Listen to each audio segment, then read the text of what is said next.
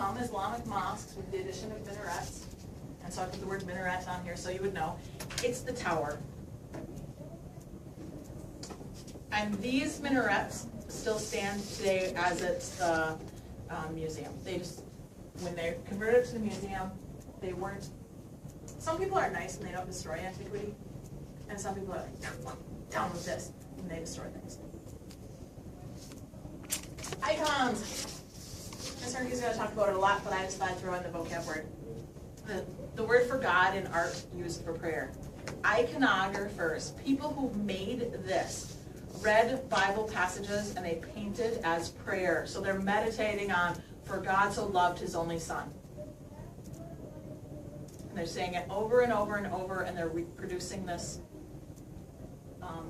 iconographic images. They follow certain styles, they use specific colors, specific images. That's my little...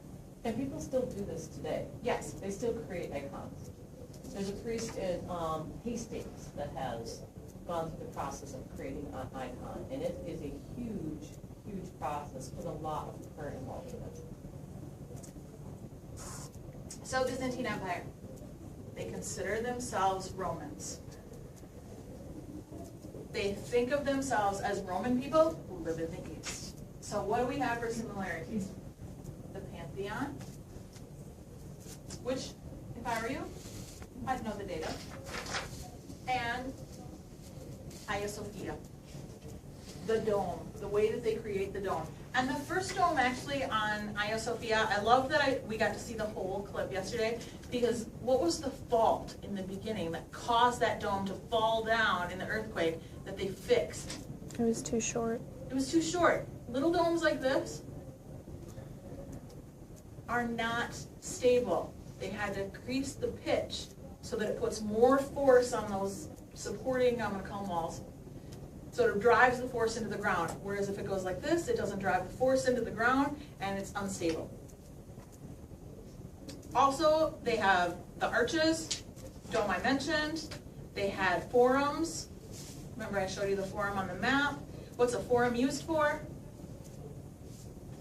There's a play that's like, funny thing happened on the way to the Roman Forum. Why would I go to the Roman Forum? Yes, it's a public meeting place. And then they had arenas like, what? Coliseum. They didn't have their own Coliseum, but they did have the Hippodrome.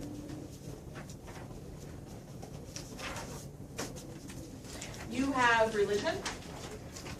How was their religion similar? They both start out with Christianity, and eventually, not until 1053, there will be a schism, and there will be the Holy Roman Catholic Church, and there will be the Eastern Orthodox Church, which still stands. That schism that happened in 1053 still is to this day. There is Eastern Orthodox, and there's Roman Catholic, and these two do not get along. But how was it similar? What's similar in the Christians? It's Christian, right? They both use the Bible as their holy book. They just have some slightly different beliefs about how the New Testament should be used in Eastern Orthodox versus Roman Catholic.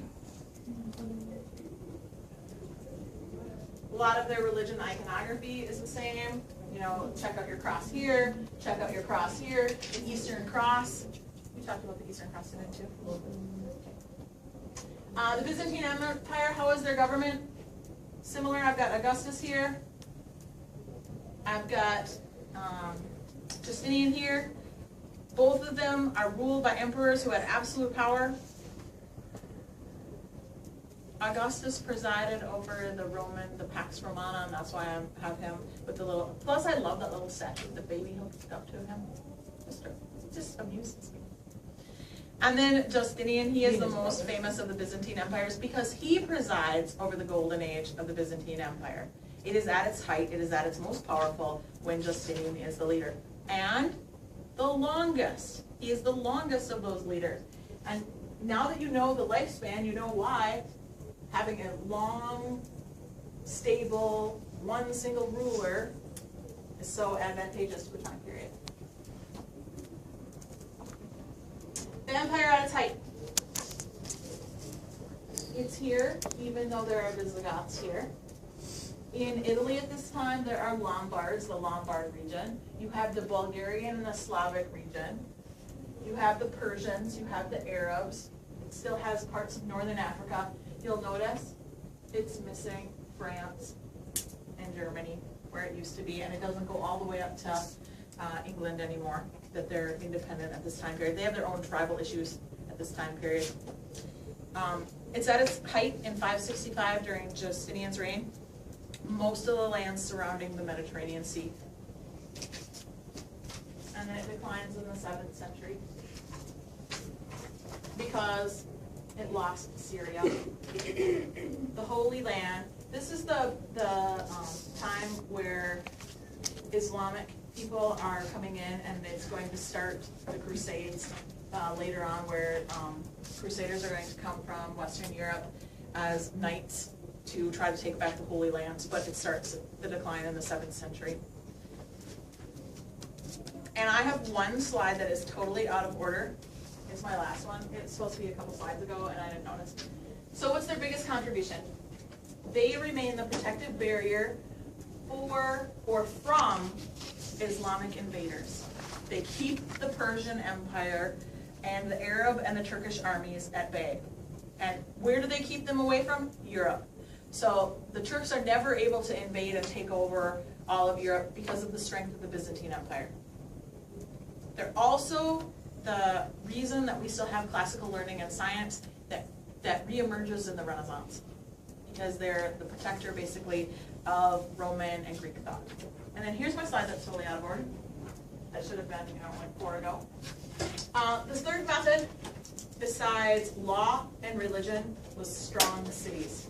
Strong city, you had more than 1,500 cities, but Constantinople had 350,000 people. Now, do the math. Kill 40% of those people.